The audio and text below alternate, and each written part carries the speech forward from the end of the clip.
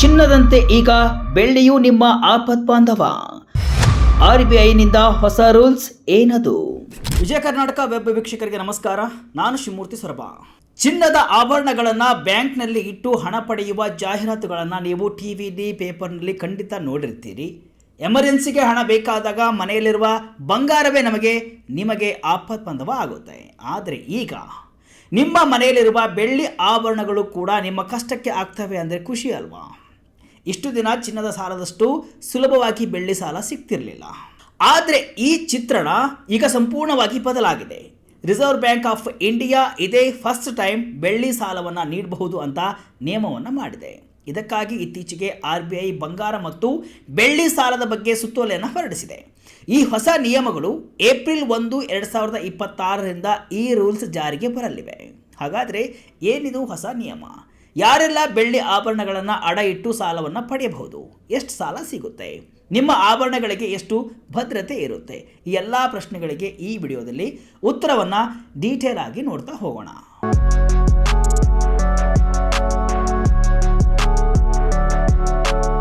ಇನ್ಮುಂದೆ ಚಿನ್ನದ ಜೊತೆಗೆ ಬೆಳ್ಳಿಯು ನಿಮ್ಮ ಹಣಕಾಸಿನ ಸಂಕಷ್ಟಕ್ಕೆ ಆಸರೆಯಾಗಲಿದೆ. RBIನ ಈ ಹೊಸ ನಿರ್ಧಾರದಿಂದಾಗಿ ದೇಶದ ಕೋಟ್ಯಾಂತರ ಜನರಿಗೆ, ಅದರಲ್ಲೂ ವಿಶೇಷವಾಗಿ ಗ್ರಾಮೀಣ ಭಾಗದ ಜನರಿಗೆ ದೊಡ್ಡ ಅನುಕೂಲವಾಗಲಿದೆ. ಈ ಹೊಸ ನಿಯಮಗಳ ಅಡಿಯಲ್ಲಿ ಹಲವು ಹಣಕಾಸು ಸಂಸ್ಥೆಗಳು ನಿಮಗೆ ಚಿನ್ನ ಮತ್ತು ಬೆಳ್ಳಿಯ ಮೇಲೆ ಸಾಲ ನೀಡಲು ಅಧಿಕೃತವಾಗಿ ಸಿದ್ಧವಾಗಲಿವೆ. ಏಪ್ರಿಲ್ 1, 2026ರಿಂದ ಈ ನಿಯಮಗಳು ಜಾರಿಗೆ ಬರಲಿವೆ. ಅಂದರೆ ಮುಂದಿನ ಆರ್ಥಿಕ ವರ್ಷದಿಂದ ನೀವು ಬೆಳ್ಳಿಯನ್ನು ಅಧಿಕೃತವಾಗಿ ಅಡಬಿಟ್ಟು ಸಾಲವನ್ನು ತೆಗೆದುಕೊಳ್ಳಬಹುದು. ಅಲ್ಲಿಂದ ಚಿನ್ನದಷ್ಟೇ ಮೌಲ್ಯ ಬೆಳ್ಳಿಗೂ ಸಿಗೋದಂತೂ ಪಕ್ಕ. ಯಾರೆಲ್ಲ ಬೆಳ್ಳಿ ಸಾಲ ನೀಡಬಹುದು? RBIನ ಹೊಸ ನಿಯಮಗಳ ಪ್ರಕಾರ ವಾಣಿಜ್ಯ ಬ್ಯಾಂಕ್ಗಳು ಅಂದರೆ ಕಮರ್ಷಿಯಲ್ ಬ್ಯಾಂಕ್ಗಳು, ಇದರಲ್ಲಿ ಸ್ಮಾಲ್ ಫೈನಾನ್ಸ್ ಬ್ಯಾಂಕ್ಗಳು ಮತ್ತು ಪ್ರಾದೇಶಿಕ ಗ್ರಾಮೀಣ ಬ್ಯಾಂಕ್ಗಳು ಕೂಡ ಸೇರಿವೆ. ಇದರ ಜೊತೆಗೆ ನಗರ ಮತ್ತು ಗ್ರಾಮೀಣ ಸಹಕಾರಿ ಬ್ಯಾಂಕ್ಗಳು, ಬ್ಯಾಂಕಿಂಗೇತರ ಹಣಕಾಸು ಸಂಸ್ಥೆಗಳು ಮತ್ತು ಗೃಹ ಸಾಲ ನೀಡುವ ಕಂಪನಿಗಳು ಕೂಡ ಅಧಿಕೃತವಾಗಿ ಬೆಳ್ಳಿ ಮತ್ತು ಚಿನ್ನದ ಮೇಲೆ ಸಾಲವನ್ನು ನೀಡಲಿವೆ. ಇದರಿಂದಾಗಿ ಸಾಲ ಪಡೆಯುವ ಆಯ್ಕೆಗಳು ಕೂಡ ಜನರಿಗೆ ಇನ್ನಷ್ಟು ಹೆಚ್ಚಾಗಲಿವೆ. ಯಾವ ಬೆಳ್ಳಿ ಬಂಗಾರಕ್ಕೆ ಸಾಲ ಸಿಗಲ್ಲ? ಇಲ್ಲಿ ಒಂದು ಪ್ರಮುಖ ವಿಚಾರವನ್ನು ನೀವು ಗಮನದಲ್ಲಿಟ್ಟುಕೊಳ್ಳಲೇಬೇಕು. RBI ಎಲ್ಲ ರೀತಿಯ ಚಿನ್ನ ಮತ್ತು ಬೆಳ್ಳಿಯ ಮೇಲೆ ಸಾಲ ನೀಡಲು ಅನುಮತಿಯನ್ನು ನೀಡಿಲ್ಲ. ಬ್ಯಾಂಕ್ಗಳು ಕೇವಲ ಚಿನ್ನಾಭರಣಗಳು, ನಾಣ್ಯಗಳು ಮತ್ತು ಇತರ ಅಲಂಕಾರಿಕ ವಸ್ತುಗಳ ಮೇಲೆ ಮಾತ್ರ ಸಾಲವನ್ನು ನೀಡಬಹುದು. ಆದರೆ ಶುದ್ಧ ಬಂಗಾರ ಅಥವಾ ಬೆಳ್ಳಿಯ ಗಟ್ಟಿಗಳು, ಬಿಸ್ಕತ್ಗಳು ಅಥವಾ ರಾಡ್ಗಳ ಮೇಲೆ ಸಾಲ ನೀಡುವಂತಿಲ್ಲ. ಯಾಕಂದರೆ ಇದು ದೇಶದ ಆರ್ಥಿಕತೆಯ ಮೇಲೆ ಪರಿಣಾಮ ಬೀರಬಹುದು ಎಂಬ ಆತಂಕ RBIಗೆ ಇದೆ. ಹಾಗೆಯೇ ಎಕ್ಸ್ಚೇಂಜ್ ಟ್ರೇಡೆಡ್ ಫಂಡ್ಗಳು ಕೂಡ ಅಥವಾ ಮ್ಯೂಚುವಲ್ ಫಂಡ್ಗಳಂತಹ ಫೈನಾನ್ಸ್ ಅಸೆಟ್ಗಳ ಮೇಲೂ ಕೂಡ ಸಾಲ ಸಿಗಲ್ಲ. ಅಷ್ಟೇ ಅಲ್ಲ, ಮಾಲೀಕತ್ವದ ಬಗ್ಗೆ ಅನುಮಾನವಿರುವಂತಹ ಯಾವುದೇ ಆಭರಣವನ್ನು ಬ್ಯಾಂಕ್ಗಳು ಸಾಲಕ್ಕಾಗಿ ಸ್ವೀಕರಿಸುವುದಿಲ್ಲ. ಸಾಲಗಾರರಿಂದ ಪಡೆದ ಆಭರಣಗಳನ್ನು ಮರು ಅಡಮಾನವಿಟ್ಟು ಸಾಲ ಪಡೆಯುವುದಕ್ಕೂ ಕೂಡ ಬ್ಯಾಂಕ್ಗಳಿಗೆ ನಿರ್ಬಂಧವನ್ನು ಹೇರಲಾಗಿದೆ. ಎಷ್ಟು ಕೆಜಿ ಬೆಳ್ಳಿ, ಬಂಗಾರ ಅಡವಿಡಬಹುದು? ಒಬ್ಬ ವ್ಯಕ್ತಿ ಎಷ್ಟು ಪ್ರಮಾಣದ ಚಿನ್ನ ಅಥವಾ ಬೆಳ್ಳಿಯನ್ನು ಅಡವಿಡಬಹುದು ಎಂಬುದಕ್ಕೆ RBI ಒಂದು ಲಿಮಿಟ್ ಅನ್ನು ಹೇರಿದೆ. ಹೊಸ ಸುತ್ತೋಲೆ ಪ್ರಕಾರ ಒಬ್ಬ ವ್ಯಕ್ತಿ ತನ್ನ ಎಲ್ಲಾ ಸಾಲಗಳಿಗಾಗಿ ಗರಿಷ್ಠ 1 ಕೆಜಿ ತೂಕದ ಚಿನ್ನದ ಆಭರಣಗಳನ್ನು ಅಡವಿಡಬಹುದು. ಅದೇ ಬೆಳ್ಳಿ ಆಭರಣಗಳ ವಿಷಯಕ್ಕೆ ಬಂದರೆ ಆ ಮಿತಿ 10 ಕೆಜಿ ಆಗಿದೆ. ಇನ್ನು ಕಾಯಿನ್ಗಳ ವಿಚಾರದಲ್ಲಿ ಗರಿಷ್ಠ 50 ಗ್ರಾಂ ತೂಕದ ಚಿನ್ನದ ನಾಣ್ಯಗಳನ್ನು ಮತ್ತು 500 ಗ್ರಾಂ ತೂಕದ ಬೆಳ್ಳಿ ನಾಣ್ಯಗಳನ್ನು ಅಡವಿಡಲು ಅವಕಾಶವಿದೆ. ಈ ಮಿತಿಗಳು ಒಬ್ಬ ವ್ಯಕ್ತಿಗೆ ಅನ್ವಯವಾಗುತ್ತವೆ. ನಿಮ್ಮ ಬೆಳ್ಳಿಯ ಮೌಲ್ಯಕ್ಕೆ ಎಷ್ಟು ಸಾಲ ಸಿಗುತ್ತೆ? ಈಗ ಅತಿ ಮುಖ್ಯವಾದ ಪ್ರಶ್ನೆಗೆ ಬರೋಣ. ನಿಮ್ಮ ಆಭರಣದ ಮೌಲ್ಯಕ್ಕೆ ಎಷ್ಟು ಹಣ ಸಾಲವಾಗಿ ಸಿಗುತ್ತೆ? ಇದನ್ನ ಸಾಲ ಮತ್ತು ಮೌಲ್ಯದ ಅನುಪಾತ ಅಥವಾ ಲೋನ್ ಟು ವ್ಯಾಲ್ಯೂ ರೇಷಿಯೋ ಅಂತ ಕರೀತಾರೆ. ಅಂದರೆ 100 ರೂಪಾಯಿ ಮೌಲ್ಯದ ನಿಮ್ಮ ಆಭರಣಕ್ಕೆ ಬ್ಯಾಂಕ್ ಎಷ್ಟು ರೂಪಾಯಿ ಸಾಲ ನೀಡುತ್ತೆ ಎಂಬುದೇ ಲೋನ್ ಟು ವ್ಯಾಲ್ಯೂ. RBI ಸಾಲದ ಮೊತ್ತಕ್ಕೆ ಅನುಗುಣವಾಗಿ ಬೇರೆ ಬೇರೆ LTV ಅನುಪಾತವನ್ನು ನಿಗದಿಪಡಿಸಿದೆ.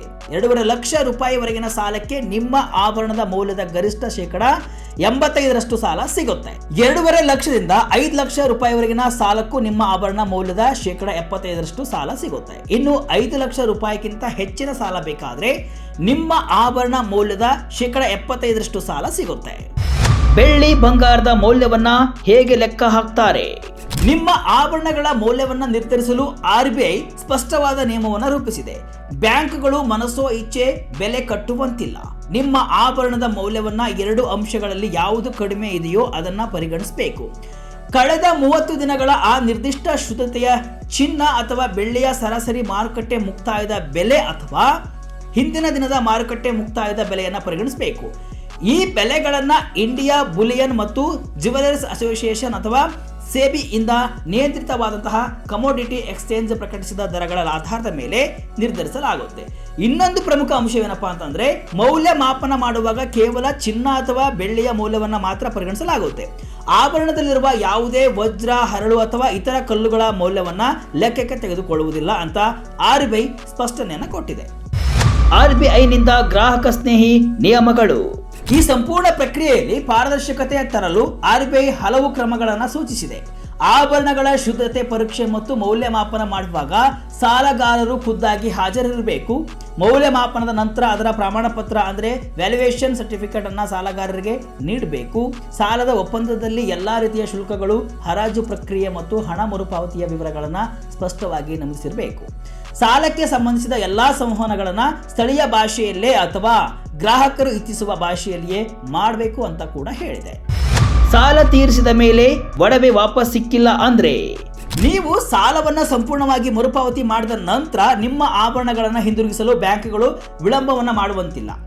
ನಿಯಮಗಳ ಪ್ರಕಾರ ಸಾಲ ತೀರಿಸಿದ ದಿನವೇ ಅಥವಾ ಗರಿಷ್ಠ 7 ದಿನಗಳ ಒಳಗೆ ಆಭರಣಗಳನ್ನು ವಾಪಸ್ ನೀಡಬೇಕು. ಒಂದು ವೇಳೆ ಬ್ಯಾಂಕ್ನ ತಪ್ಪಿನಿಂದ ವಿಳಂಬವಾದರೆ ವಿಳಂಬವಾದ ಪ್ರತಿದಿನಕ್ಕೆ 5,000 ರೂಪಾಯಿಗಳಂತೆ ಬ್ಯಾಂಕ್ ನಿಮಗೆ ದಂಡವನ್ನು ಪಾವತಿಸಬೇಕಾಗುತ್ತೆ. ಇದು ಗ್ರಾಹಕರ ಹಿತರಕ್ಷಣೆಗೆ RBI ತೆಗೆದುಕೊಂಡಿರುವಂತಹ ಒಂದು ಪ್ರಮುಖ ಹೆಜ್ಜೆ. ನಿಮ್ಮ ಆಭರಣಗಳನ್ನು ಹಿಂಪಡೆಯುವಾಗ ಪ್ರಮಾಣ ಪತ್ರದಲ್ಲಿರುವಂತಹ ವಿವರಗಳ ಪ್ರಕಾರ ಎಲ್ಲವೂ ಸರಿಯಾಗಿದೆಯೇ ಅಂತ ಪರಿಶೀಲಿಸಿಕೊಳ್ಳುವಂತಹ ರೈಟ್ಸ್ ಕೂಡ ನಿಮಗೆ ಇರುತ್ತೆ. ಸಾಲ ಕಟ್ಟೋಕೆ ಆಗಿಲ್ಲ ಅಂದ್ರೆ ಮುಂದೇನು ಕತೆ? ಒಂದು ವೇಳೆ ಸಾಲಗಾರರು ಸಾಲವನ್ನ ಮರುಪಾವತಿಸಲು ವಿಫಲನಾದ್ರೆ ಬ್ಯಾಂಕ್ ಆಭರಣಗಳನ್ನು ಹರಾಜು ಹಾಕಬಹುದು. ಆದರೆ ಅದಕ್ಕೂ ಕೆಲವು ಕಟ್ಟುನಿಟ್ಟಿನ ನಿಯಮಗಳನ್ನು RBI ರೂಪಿಸಿದೆ. ಹರಾಜು ಹಾಕುವ ಮೊದಲು ಸಾಲಗಾರನಿಗೆ ಮುಂಚಿತವಾಗಿ ನೋಟಿಸ್ ಅನ್ನು ನೀಡಬೇಕು. ಸಾಲಗಾರ ಪತ್ತೆಯಾಗದಿದ್ದರೆ ಸಾರ್ವಜನಿಕ ಪ್ರಕಟಣೆಯನ್ನ ನೀಡಿ 1 ತಿಂಗಳ ಕಾದ ನಂತರವೇ ಹರಾಜು ಪ್ರಕ್ರಿಯೆಯನ್ನು ಆರಂಭಿಸಬೇಕು. ಹರಾಜಿನಲ್ಲಿ ಆಭರಣಗಳಿಗೆ ಕನಿಷ್ಠ ಮೀಸಲು ಬೆಲೆಯನ್ನು ನಿಗದಿಪಡಿಸಬೇಕು. ಇದು ಪ್ರಸ್ತುತ ಮೌಲ್ಯದ 90% ಕಡಿಮೆ ಇರುವಂತಿಲ್ಲ. 2 ಬಾರಿ ಹರಾಜು ವಿಫಲವಾದರೆ 3ನೇ ಬಾರಿಗೆ ಮೀಸಲು ಬೆಲೆಯನ್ನ 85% ಇಳಿಸಲು ಅವಕಾಶವಿದೆ. ಒಟ್ಟಿನಲ್ಲಿ ರಿಸರ್ವ್ ಬ್ಯಾಂಕ್ ಆಫ್ ಇಂಡಿಯಾದ ಈ ಹೊಸ ನಿರ್ದೇಶನವು ಭಾರತದ ಹಣಕಾಸು ಮಾರುಕಟ್ಟೆಯಲ್ಲಿ, ಅದರಲ್ಲೂ ವಿಶೇಷವಾಗಿ ಅಸಂಘಟಿತ ವಲಯದಲ್ಲಿ ದೊಡ್ಡ ಬದಲಾವಣೆಯನ್ನು ತರಲಿದೆ. ಇದು ಬೆಳ್ಳಿ ಸಾಲ ಮಾರುಕಟ್ಟೆಯನ್ನ ಸರ್ಟಿಫೈ ಮಾಡ್ತಾ ಇದೆ, ಪಾರದರ್ಶಕತೆಯನ್ನು ತರುತ್ತೆ, ಜೊತೆಗೆ ಗ್ರಾಹಕರನ್ನ ಶೋಷಣೆಯಿಂದ ರಕ್ಷಿಸುತ್ತೆ. ಮನೆಯ ಮೂಲೆಯಲ್ಲಿ ಬಿದ್ದಿದ್ದ ಬೆಳ್ಳಿ ಆಭರಣಗಳಿಗೆ ಇನ್ಮುಂದೆ ಆರ್ಥಿಕ ಮೌಲ್ಯ ಸಿಗಲಿದೆ. ಏಪ್ರಿಲ್ 1, 2026ರಿಂದ ಈ ನಿಯಮಗಳು ಜಾರಿಗೆ ಬರಲಿವೆ. ಅಲ್ಲಿಂದ ಸಾಮಾನ್ಯ ಜನರ ಹಣಕಾಸಿನ ಅಗತ್ಯಗಳನ್ನು ಪೂರೈಸುವಲ್ಲಿ ಬೆಳ್ಳಿ ಕೂಡ ಚಿನ್ನದಷ್ಟೇ ಪ್ರಮುಖ ಪಾತ್ರ ವಹಿಸುವುದರಲ್ಲಿ ಯಾವುದೇ ಸಂಶಯವಿಲ್ಲ. ಇದಿಷ್ಟು ಇವತ್ತಿನ ವಿಶೇಷ. ಇದೇ ರೀತಿ ಹಲವು ವಿಶ್ಲೇಷಣೆ ಮಾಹಿತಿ ಅಷ್ಟೇ ಅಲ್ಲ, ಮನೋರಂಜನೆಯ ವಿಡಿಯೋಗಳಿಗಾಗಿ ವಿಜಯ ಕರ್ನಾಟಕ ವೆಬ್ಸೈಟ್, ಫೇಸ್ಬುಕ್ ಹಾಗೂ ಯೂಟ್ಯೂಬ್ ಪೇಜನ್ನು ಫಾಲೋ ಮಾಡಿ. ಧನ್ಯವಾದಗಳು.